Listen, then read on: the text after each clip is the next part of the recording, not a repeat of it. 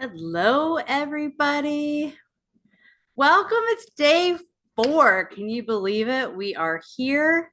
Let me set this and get this recording.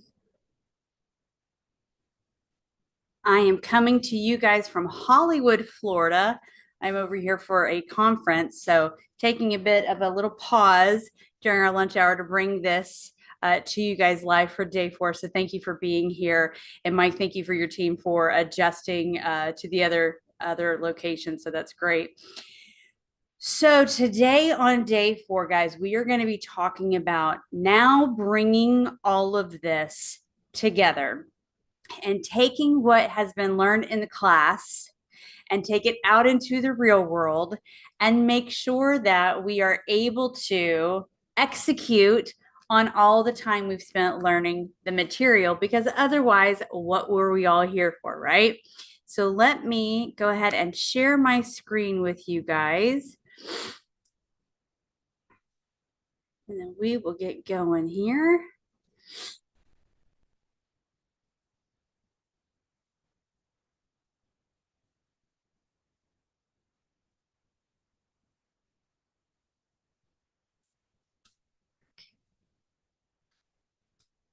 All right, Mike, you guys should be able to see that now. Yep. You guys, okay, perfect. Perfect. And then on Zoom, you guys can see. Awesome. So let's start with just a little reminder once again that it is time to go to work. It is time to retrain the mind, time to train the mind, if you will. And I want you to think about, with everything that we have kind of talked through this week, what has been some of the biggest, or if not the biggest, aha moment for you? What has been the biggest opportunity for you thus far in the class so far? Go ahead and put that in the chat.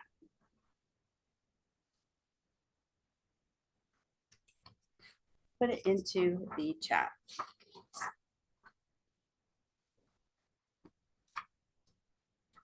And guys, let me grab this one other thing here.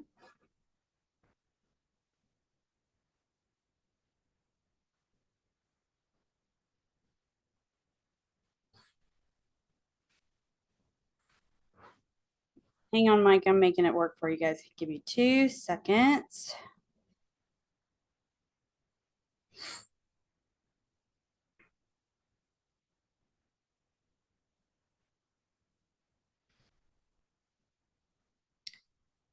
We got a little audio delay here, guys. So just 1 second.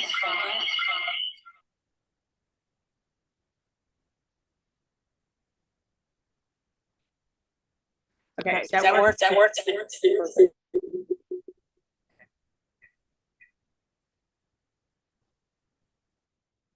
Okay, there we go.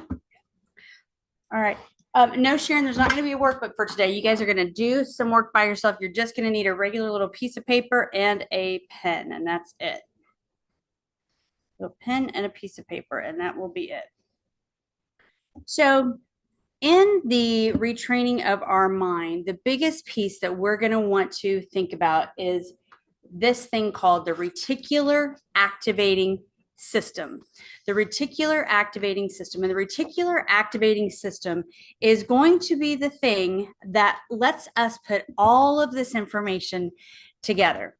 So the reticular activating system is what we have been teaching on all this week. And let me give you the scientific description of this, and then we'll go into the practical application of this. So the reticular activating system is really the anatomically and physiologically distinct nuclei that we have inside of us that we came built with when we came out of the womb, that is part of the brainstem that really functions to activate the cerebral cortex. I told you guys I was a big nerd, but here is neurologically how all of this stuff starts to work, right? We have built-in capabilities within our DNA, within how we were made, that allows us to do all of the things that we've been learning this week. And so where we focused on the subconscious thoughts that we have, where our high positive intelligence is versus our low positive intelligence.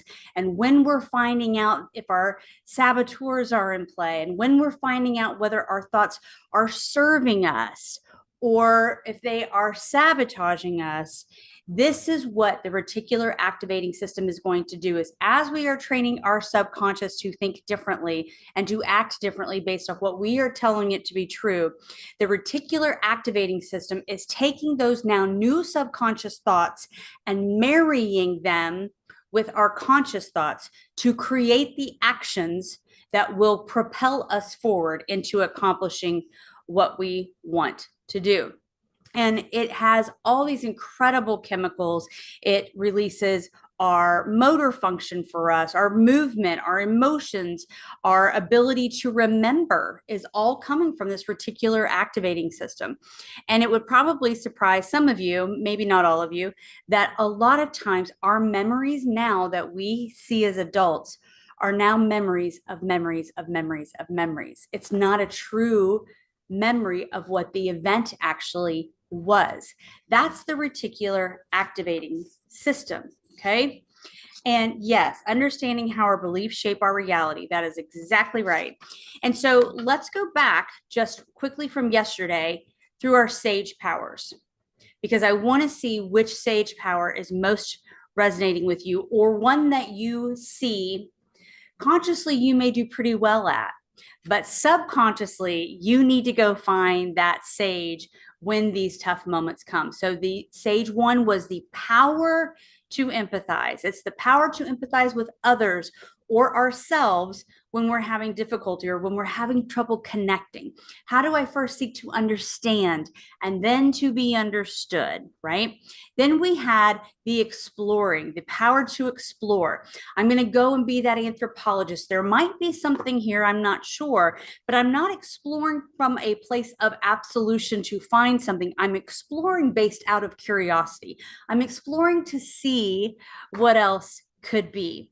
And the innovation, the power to innovate, that is coming from a place of I need to go find what I cannot yet see.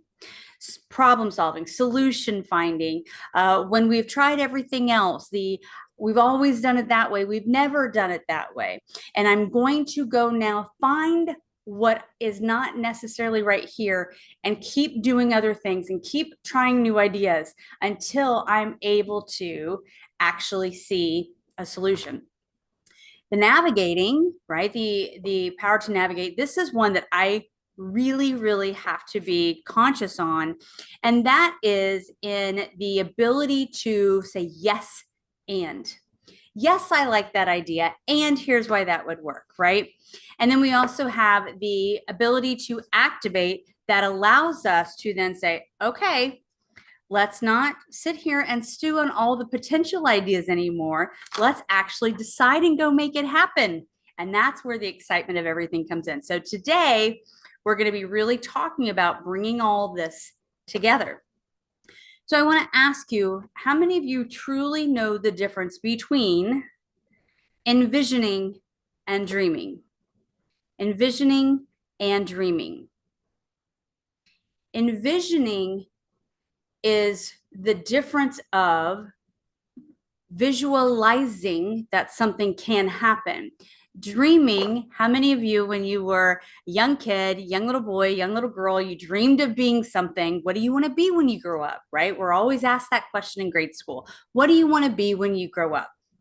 Well, I want to be an astronaut. I want to be a doctor. I want to be this or that, right?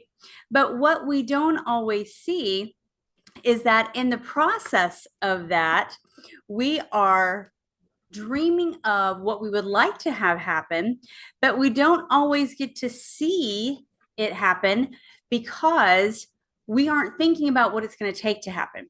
I want to be an astronaut. Well, aren't you glad you're not an astronaut today, stuck up in space somewhere, right? Or I want to be a doctor, but we have no idea that it's going to take 12, 16 years of school before we ever get to operate on somebody, right? That's the dreaming piece. It'd be great to have. It would be nice to have. I hope my sages will come and help me. I hope I can make this happen. I hope I can learn something from here. right? Versus the envisioning is I am visualizing what will be. I am visualizing myself as such and such. And I want to give you a great example of there was a gentleman, and forgive me for just a second, I'm trying to make sure everybody can see the slides here, because I guess you guys aren't seeing these slides. So let's make sure we can do that. We have hold on guys, just one second.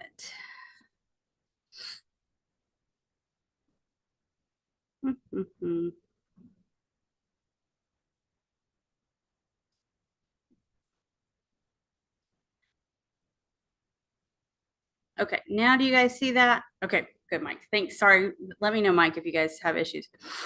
So when you're thinking about the visualization, think about this. So there was a gentleman and he wanted to be a Navy SEAL. He had no idea how to be a Navy SEAL. He just knew it was possible. So he envisioned every day for years what it would take to be a Navy SEAL. What would I have to do physically? What would I have to do mentally? How would I need to make my mind stronger? How would I need to make my body tougher to get through the training? How would I need to be able to do this, this, and this? And in addition to his training of the physical piece, the visualization of seeing himself as a Navy SEAL, envisioning operations that he would go and do, envisioning being in the Navy, allowed him to become the Navy SEAL versus dreaming, I'd love to serve in the military one day. I'd love to win $1 million. It doesn't mean I'm going to do it, right? So that's the difference. And I know I'm spending a lot of time here and it sounds basic, but this is going to be something you're going to want to be checking yourself on throughout the sessions and throughout after these sessions of making sure that as life happens, am I just dreaming about what could be in my business? Or am I actually trying to make it happen and visualizing myself with revenue in my business, with relationships healed, with a new job that sustains me and fulfills me and gives me everything that I'm looking for? That's what we're really talking through about here, okay? So there's a reason why, though, the goals that we set out or what we hope to accomplish in our life doesn't happen. And we've kind of touched on all of these this week, but I just want to highlight quickly because we're going somewhere with this. So we need to really have this concept foremost on our minds as we go through the rest of this class today. So there's a couple of reasons why people don't accomplish their goals. The first of which, there's just a lack of self-confidence to create a meaningful vision, right? We talked about that on Monday and Tuesday of not just the saboteurs, but what do you believe? What do you believe is possible? What do you believe about yourself to be true? Where's the proof in that? Well, my father said I was never going to amount to anything. Where's the proof in that today? Where does that happen today? Well, I'm not good enough. People don't really like me. Where's the proof of that? Right? Nobody would be interested in my business. Where's the proof of that? The second thing is really where we are reactionary, right? Versus being proactive and responding, right? A lot of people are reacting to their life. They're on autopilot. They're just spinning the hamster wheel. We talked about that. Versus proactively working to make their life happen according to what they are visualizing themselves to be, have, achieve, and accomplish. The third of which is the negative influence, the negative self-talk. All these little saboteurs that we've been talking about all week, they are in full force. They're telling you this, that, and the other that's making you believe, know, and feel that what you want to accomplish is just not possible. It's just not possible. So why bother, right? And then the next one is analysis paralysis. We overthink and we overthink and we overthink so much to the point that we're not able to take any kind of action because we're so afraid of what could happen. We're playing the worst case scenarios out in our mind. And so therefore, we don't do anything. And so we're paralyzed by our constant need to analyze and think it through and think it through and think it through, when sometimes you just got to go for it, right? And then lastly is this lack of knowledge. It's this lack of knowledge that we have where I don't know how to do something, so I'm not even going to try. I don't know where to go with this, so I'm not even going to try. And it's just mind boggling to me at this day and age that we're not willing to try something because we don't know anything, because we have the entirety of the world at our fingertips. We don't have to go wait for some door salesman to come and sell us an encyclopedia or get a library card to go to the library to get a book and read about it. We have access to so many things. And one of the things I love about younger generations, Gen Z especially, as much of a bad rap as they're getting right now in a lot of ways in the workplace, they're willing to come in and just go for broke. They're willing to come in and try new things because they know they can learn along the way. That's what they've done their entire life, right? So now is where you're going to get out your pen and paper, and we're going to go through something called the success loop. How many of you have ever heard of the success loop? This is not in any way, shape, or form new. This is from Dean Graziosi. Let me go back to the chat. Sharon is envisioning seeing the entire process of becoming and being. Yes, yes. So it's visualizing that you're already there. It's visualizing that you already have something. It's visualizing that you've already lost the weight and envisioning what you look like with that. It's envisioning, you know, the home that your second home that you're wanting to purchase somewhere and what that looks like. What are you filling the house with? What does the furniture look like? Yeah, great question. Great question. So the success loop, guys, is really thinking about the moment I shared with you guys on Monday and Tuesday, where I had this event that changed the trajectory of my life. That was leaving in the middle of the night with my two kids to get to safety, to flee a harmful situation where otherwise life had been going well. I told you I loved my job at that point, was doing well. And I just had to make a change based off something that was done, right, to me. And that could have very easily been an event or an incident or a situation that I let define me, but I chose not to let it define me. It became something that I experienced, not something that defined me. And that's going to be called the success loop of changing our mind with this, training our mind to see this in a different way.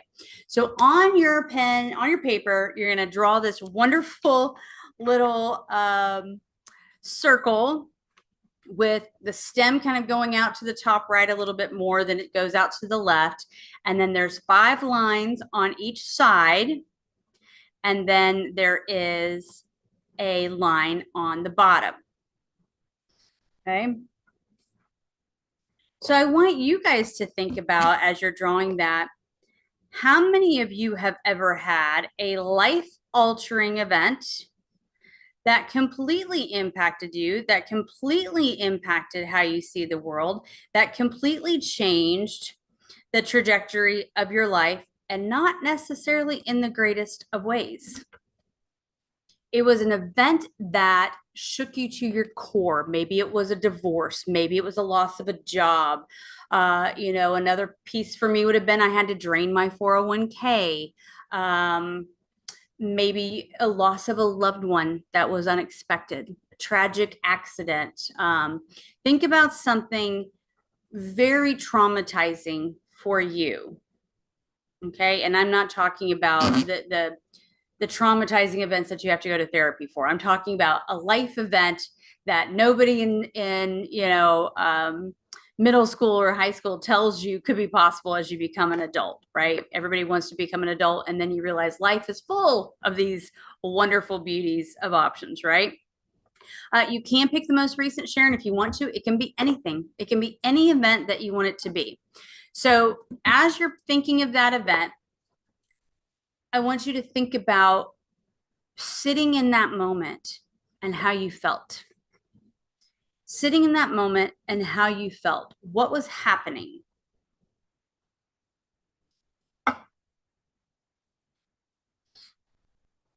Okay. And these moments often change everything. Maybe you had to move, maybe you had to do whatever, right? But I'm sure in sitting in that moment, you're also finding that, and we all do this, that you begin to do what's called stacking and internalizing or thinking of self, meaning my life has changed forever. My life's never going to turn out the way I want it to. Now I've lost this job. Now who's going to hire me? Now we've lost our house. Now where am I going to provide for my family to live? Now I have to move back in with my parents, with my wife and daughter, because I can't afford to do anything else. Now I have to do this. And this is now I've become everything that my father said about me to be true. I actually did turn out to have nothing to show for it and be no good. Never going to amount to anything. That's the stacking. That's the self-negative talk stacking that happens to all of us, to the best of us. No matter how positive we are, we have those moments where we just can't get a grip on reality, and all we're seeing is the rabbit hole of every worst case scenario, every bad thing that could go wrong, will go wrong, has to go wrong, and then it's all going to be horrible, and this is just my life. But and here's where the reticular activating system is going to come in, that we've just been teaching you guys about, is what if I started to reverse stack? What if I started to say, okay, so I had to flee to back home to Florida with my kids. And okay, I didn't love that, but I'm glad I'm near my parents. I haven't lived near my parents in a long time. I haven't lived near my parents since high school. Maybe that my kids are going to be able to have a great relationship with their grandparents because they're going to be close to them. I had to drain my 401k. Okay. But like I told you guys earlier, but now I'm not afraid of money. It doesn't define me because I know I've lost it and I know I can make it again. More than what I even had then. I lost my house. Okay. I still have my health.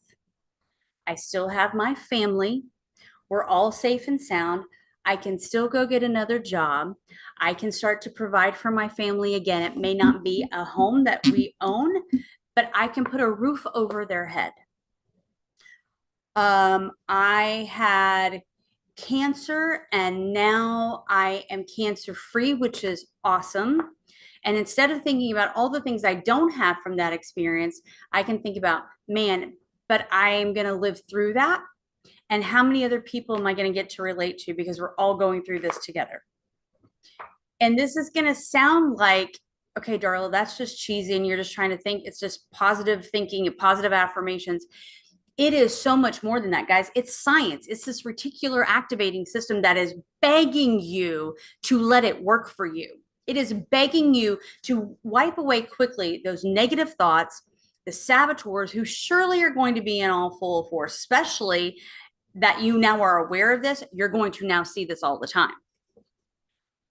But if I spend more time when situations happen in a reverse stacking conversation with myself than I do in a stacking conversation with myself, what gets to happen? I get to now get back in the driver's seat of my life. This may have happened to me, but I sure as heck get to choose what I do with it, right? So now I get to start thinking about a couple of things. Number one, who do I not want to be? And this isn't just related to that event, but in your life, now that you kind of have this information, who do you not want to be anymore? We talked about what you believe on Monday. And we said, you may not know what you believe, but you know what you don't believe. I'm not exactly sure who I am, Darla, but I know I'm not who my parents said I was. I know I'm not that person. And I'm not going to project that anymore onto my kids. Who do I not want to be? I'm not going to be that victim that says, poor me, where's my help with these kids? I'm going to choose to believe what my father said about me. You can do this. And I'm going to go figure out a way to do this. Who do I not want to be? So then the next question is, Who do I want to be? Who do I want to be? I know who I don't want to be. Maybe I don't want to be like my mother or my father or the grandmother who raised me, or like I don't want to be the bad boss I just got freed from. I know who I don't want to be. I'm starting to kind of figure out, Darla, who I want to be. So then the follow-up question to that is, and here's where the rubber hits the road. So who are you being? If you now know who you don't want to be, and you're starting to realize who you do want to be, who are you being day in and day out? And there's a acronym I want you guys to write down. It's called NWYN. NWYN. Notice what you're noticing. Notice what you're noticing. Do you notice all the horrible events and incidents that are happening around you? All the things that people are doing that are making you mad and frustrating you and giving you the license to be upset because they don't understand the impact what their life, what their choices are doing to you? Or are you noticing that there is good in every situation? There's something positive in every human that I encounter every day, even if I don't agree with their politics, even if I don't agree with their religious views, even if I don't agree with how they're approaching their job or how they're raising their kids or what type of husband or wife they are. There are good people all around us, and there is good in everything all around us. And I'm going to choose to find that. So now I know who I want to be. I know who I don't want to be. Who am I being? And why this is so important. And this is where the reticular activating system comes into play, because now I am back in the driver's seat and I am now accountable and responsible to myself for the choices I make and how I choose to continue to live my life. It's not about some strategy or some magic pill. I told you guys Monday, that's not a thing. There isn't a magic pill. And you can have every strategy in the world and pay for every strategy in the world. But until you train your mind to be your strategy for everything, it does not matter. It does not matter. So I want you now then to think about projecting into your mind a really painful failure. Maybe you never have lost a job, but what would it look like if you did? Think about the worst case scenario. What if I lost my spouse? What if I did this? And I want you to think about the business that is happening and we're losing money. I have a actual client from a couple weeks ago that we were talking about this, and there is about 6 months of cash flow left in the business. And he had the analysis paralysis until we started working together. And I said to him, you can sit here and we can project this painful failure of just, if I don't talk about it or if I avoid it, maybe it won't actually come true. Or I can show back up here in 6 months and we will be locking these doors and we will be telling all of your employees, good luck, I'm sorry.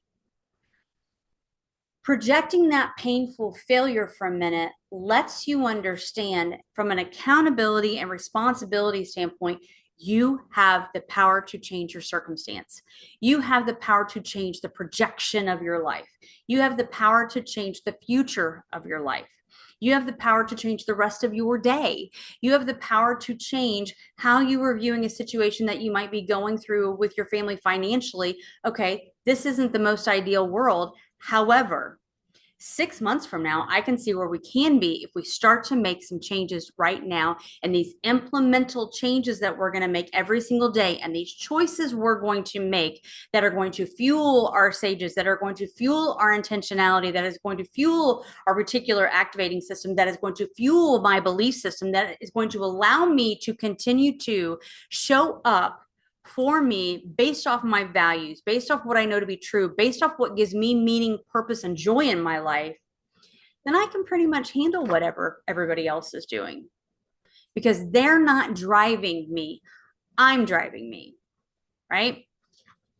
So think of the projecting a painful failure of this. If you don't do anything about it today, what happens? What's the cost of inaction? Financially, mentally, spiritually, emotionally, physically? What's the cost of inaction if you don't start going to the gym and the doctors told you that you're prime for a stroke, or you're prime for a heart attack, or you're prime for XYZ if you don't get your heart rate moving? What's the cost of that? It's moving your mental thought process from a place of being in pain to a place of wanting to find the pleasure, and the pleasure in the sense of, I get to choose my life. I get to decide what kind of life I have. I get to ball out. I get to build and live the life that I love, right? So in that, then I get to get really excited about a future that I want to make, and not just any future, but a compelling future, the one that I thought as that little girl dreaming I would just naturally have when I said, oh, I want to be this or be that, an astronaut or a doctor as a little kid. Now I actually get to build it. Now I actually get to make that happen. Now I actually get to live that kind of a life, and I'm actually going to love it because I did it and I'm excited about it. And then you get to turn around and do that for somebody else. And that's the compelling future that you get to build, right? So what does your compelling future look like? What does your compelling future look like? I want you to think about, and I'm not a car person, but I want you to think about, oh, I don't know, a Ferrari or a Maserati or a Lamborghini. And, you know, here's all these guys, and Mike, your team will appreciate this. Here's all these guys who, man, it goes from 0 to 60 in 3.8 seconds or 4 seconds. Okay, that's awesome. Congratulations if that's what you're into. But the purpose holds for this conversation. You can have the fastest car, you can have the fastest action, but if you don't have a GPS, if you're not visualizing where you're going, if you don't know what you believe, if you don't know where the roadblocks are, if you don't know what you have in your arsenal to help you, it doesn't matter how fast you're going, because you're still going nowhere fast. You have to have the GPS. You have to know where you're going, because I would implore you and beg you that if you really sat and were honest with yourself, and maybe you've realized that this week, that a lot of why things haven't happened in your life is not so much of what came before you, although that is impactful. Trust me, I know, and I've shared that with you. But it may also be because you're not willing to let yourself believe there is a compelling future ahead of you. And that becomes our responsibility to answer to ourselves for. We have to be accountable to ourselves for that. I wasted almost 9 years, guys, sitting there stoking in it. So I get it. But what would have happened? Where would I be now if I would have done something really, really compelling in those 9 years? I stumbled through those 9 years trying to figure it out as a single mom, trying to make it through, trying to work through all the jobs, trying to make it happen. Where do I go? Just trying to come up for air and put food on the table and just surviving, right? Back to that primal state. But what if I started thinking about my compelling future from the powerful state and getting excited about it and having a peace about it and a calm about it? Because there is a very strategic plan of action that we're taking. There's an accountability to myself to make that happen. That's the compelling future that I want you guys to have. So when you have this visualization of your compelling future, what do you need? What do you need to be able to make that future happen? What are the capabilities that you have to have? Maybe you are starting the business, or maybe you are taking over somebody else's business, and you know sales and operations and marketing and all this, but you need some help on the finance and bookkeeping. Maybe that's a capability you need to go and hire for. Maybe there's habits that you need to start to have. Maybe there's habits that you need to break. What kind of a community do you need to have around you? You know, Monique talked about this yesterday, where the 5 people we have around us tend to define who we are. Do you have people around you that are bringing you down? When you go down a negative tank or a negative slope, they are filling up your negative tank and saying, yes, let's sit and stew in that. Or do you have the people around you who say, okay, what do you want to do about that? How does how you're feeling right now align with what your compelling future is supposed to look like? and help bring you back on track quicker? What kind of resources do you need? Do you need to maybe read up on some things or access resources and tools to things that you don't naturally have access to right now? Are you comfortable to say, I don't know that? I don't know how to do that. I have a business. I have a very successful business, but maybe I don't know how to do this or do that. How comfortable are you saying, I need help in my business in this area? Because the longer you don't address it, the bigger that problem becomes, right? And then how are you going to take the action? How are you going to take the action? You can learn as much as you want. We can read as much as we want. But until you take action, remember I told you guys about the applied knowledge is power, not just power. It's the applied knowledge is power. What are you doing? It's just more information you have. You've got to take action. And what are you willing to do today to start to take the action for the type of life that you want, for how you want to live around the world, how you want to see the world differently, how you want to choose to operate differently in the world, right? And when you take action and when you know what you're trying to do and you know when you are ready to actually make it happen, you start to put the pedal to the metal, right? For those of us who are lead feet, you put the pedal to the metal and you get all excited and you're moving. You've got things happening in your life and you're excited, but it takes action. You have to actually put the car in drive before you can put your foot down on the gas, right? And so then what happens? Then you start to build the momentum. Because what is the thing that I told you guys on Monday? I said when we were talking about what a metamorphosis is, you don't need any more motivation. Your mind does not need any more motivation. You've got to be able to put these things in action to generate this metamorphosis and how you approach the world. That's where your momentum comes from. It's not motivation, it is momentum. And the momentum comes from the actions. The actions come from getting a hold of your emotion. The emotions come from getting control over how much you allow yourself to think about all the things in the world you could possibly think about and get back to the success loop on the other side that says, no, I am building a compelling future. I am putting the pedal to the metal and I am going to have momentum in my life. I don't care if I am 40, 60, or 80. That's what we're talking about. That's what the difference is with this. And so one of the things I'm going to give you guys a sneak peek into, one of the things that I do with all of my clients is going into the TAP action plan, And I've really tried to break this down for you guys this week, but it's really having the thought and the action plan. So the first thing, let's break down this week. The thought comes to mind, right? The thought comes to mind. And our first thing is to do what? See where it is coming from. We've talked about that. Is it coming from my belief system? Is it talking from a place of one of my insecurities? Is it coming from a place of what I grew up with believing to be true? Is it coming up with something that I've never really thought about? And now I'm having to kind of sit in this a little bit. Knowing where the thought comes from does not necessarily make it a negative or a positive thought. It's understanding where it's coming from first, to then determine what saboteurs are present. Is there a saboteur present? Is there a saboteur present? Is my mind generating from a place of a positive, high intelligence, or is my mind generating from a place of a low positive intelligence? Remember, your positive intelligent quotient is the percentage of time that your mind spends serving you or sabotaging you, because we have to know our enemy, right? And so when we have the thought, we know where it's coming from. We know if there's a saboteur present or not. Where's the proof to validate the thought? Is it coming from that saboteur, or is it coming from a place of, okay, I haven't looked at the mail in 10 days and I probably need to go out and check the mail because there's probably bills in it. And that's probably why my lights are off, right? So like, let's understand what we're really talking about here.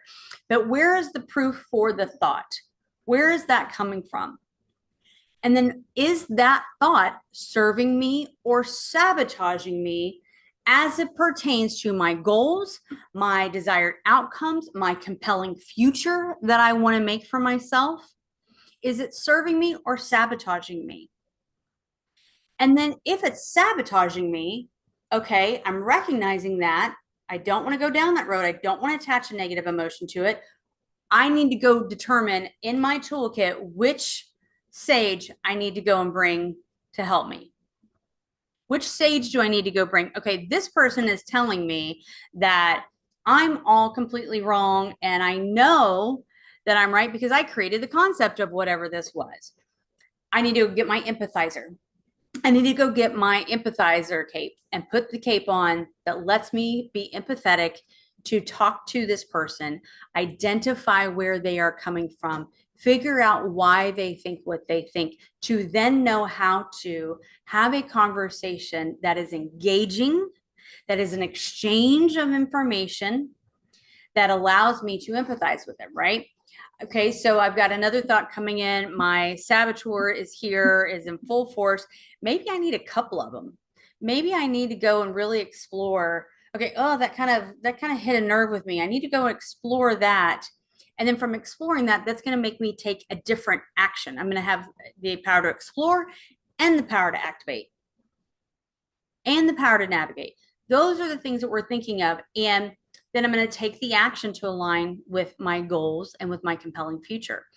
And so this circle, half circle, is what I have my clients hold up by their desk on their phone all day long until this becomes a step pattern with all of their thoughts that they have.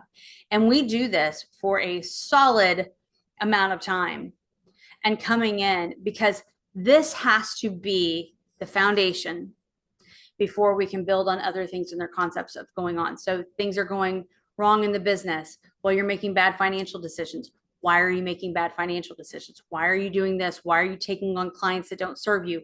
Why are that don't serve alongside the business? Why are you taking on clients that suck the life out of you, that aren't paying you? Why aren't you paying? Why aren't you getting deposits up front for jobs that you're taking on? Well, because I don't want to hurt anybody. I don't want to, you're being a people pleaser. You're a business owner, right? So you've got to understand all of the steps in this 7-step process to understand how to change the trajectory of your life, in your business, in your relationships, in your work situations, in trying to determine what kind of a job you want to have in the future, in determining, do I really want to step out and be a business owner, or do I just want to take a bigger role in the company?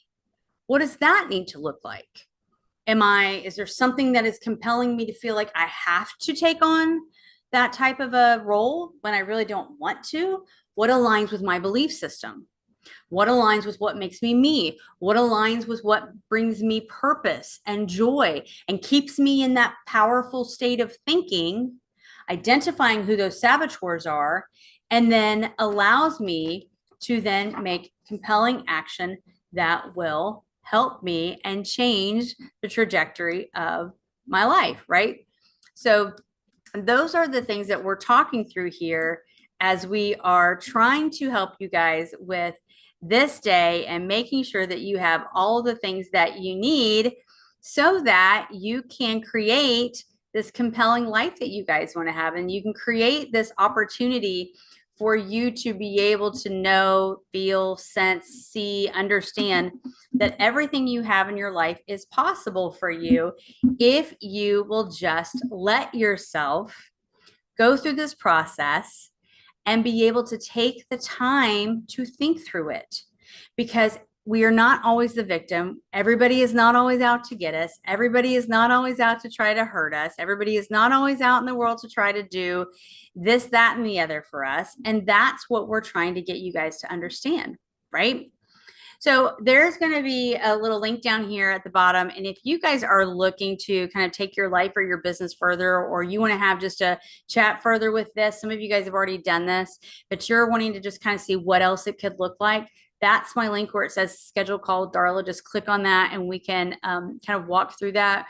We've got one more day tomorrow, guys, and I'm so excited for you to be here and be back. We're going to finish this up one more day. You've done a lot of work. It's a lot of mental work, and you've done such a fabulous job with it. So tomorrow we are going to wrap this whole entire thing up. So I will send it off here. Thank you guys so much.